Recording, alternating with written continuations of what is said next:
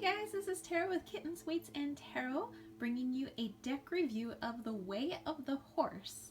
Now, this isn't promoted as an actual oracle deck. It is promoted as a book of exploration and 40 cards. So they're using horse archetypes and in order for you to be able to do self-discovery, and it's more a self-help type of psychological work if you're following the book. I tend to use it more as an oracle deck. Sometimes I use it for more of the psychology side of things, but I just thought that this was wonderful and I thought you guys should see it too. So this is by Linda Cohenoff, and she is also the author of the Tao of Equus. The illustrations are by Kim McElroy, or McElroy. Now this box is really sturdy. In fact, it's it's very thick. So this is not throwaway, by the way. This is beautifully done.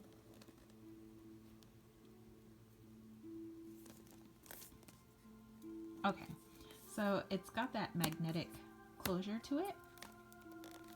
So if you open it up, you have your cards, and then in here you have the book. So let's actually look at the book first. And this is a beautiful fabric covered book. I can't even speak this morning. And it is embossed, The Way of the Horse. So this is a beautiful book. And it is like a book, so it's not like a regular guidebook, I would say, like you would get with a regular tarot deck or oracle deck.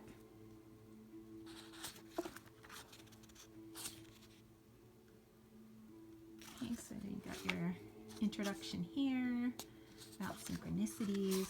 So it's like how do I want to describe it? Psychology meets a little bit of mysticism. Kind of. Okay, how to engage with your cards. And then it talks about the archetypes.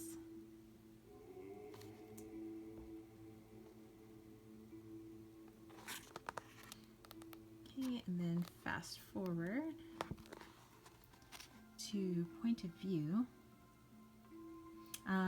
Okay, so there would be a card that would be marked a 4, let's say, and so because there isn't any words on the cards, so the phrase or word for this card would be point of view, and here would be some words that go along with it. It describes a little bit to the card to you. It describes what your gift is, what the challenge, the journey you must make, by meditating with this card, and some self-work that you need to do, some related wisdom to this card. And then it goes on to the next card, the next number on the card. Then let's see, I thought there was some other stuff. Okay, so you've got your acknowledgements and your index. So this is a really awesome book. I would definitely, if you're thinking about getting this deck, this is a really good read. Okay, so I'm going to stick this back in my box here. Okay, and I'm just going to open this up. Go ahead, take these out. I tore this, so I taped this. It did not come pre-taped like that. That was my bad. Okay, so let's put this off to the side. And I would say that they are oracle size. I would say as height-wise, they're about as tall as a regular tarot card. Width-wise, they're a little bit wider, which makes them, basically oracle size. So not quite good for reversals if that's what you're doing, but these cards would be hard to do reversal with anyways, because sometimes the cards are sideways. So some of them are upright, some of them are sideways. So and I think I have another oracle deck that does the same thing. I think it's the Wild Kuan Yin. where some of the pictures are sideways and some of them are upright. Okay.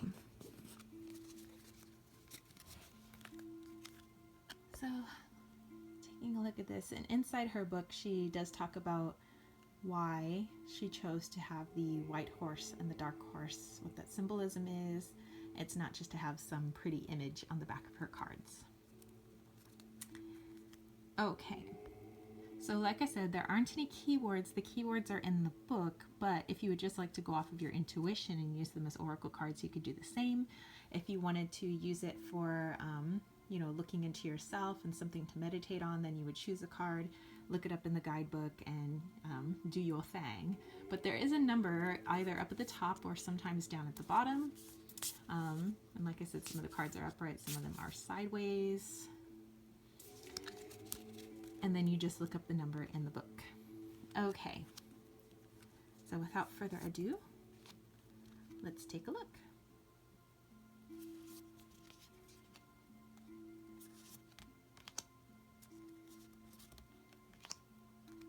Now, I love horses. I don't know too many people don't love horses, but I've loved them ever since I was little. I used to spend my summers at my grandparents' house up in Ridgecrest, which is in the high desert, and many of their neighbors had horses, and so I would be allowed to go next door and go play with the horses, go feed them some carrots or some apples. And I just really, really connected with horses. One of my animal totems is a horse. Actually, a horse that looks just like this. And I got creative with the name. Name's Colt.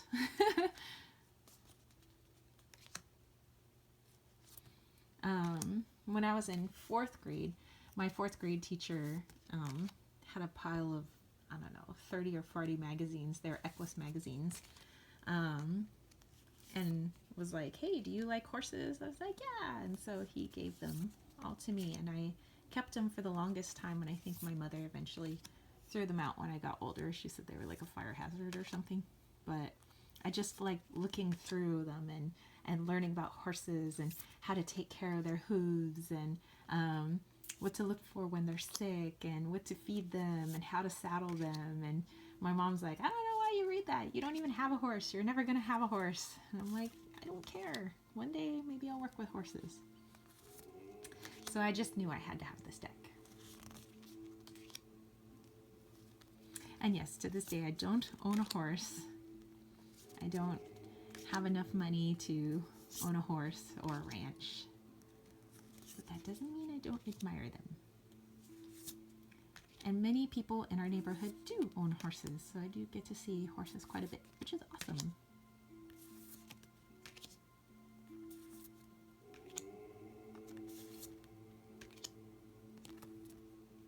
Matt's card number 40. So that was the last one. Okay, so let's go ahead and give these guys a shuffle for you. Oops. And I'll just place them so you guys can see what that might look like if you were like actually using them for a reading.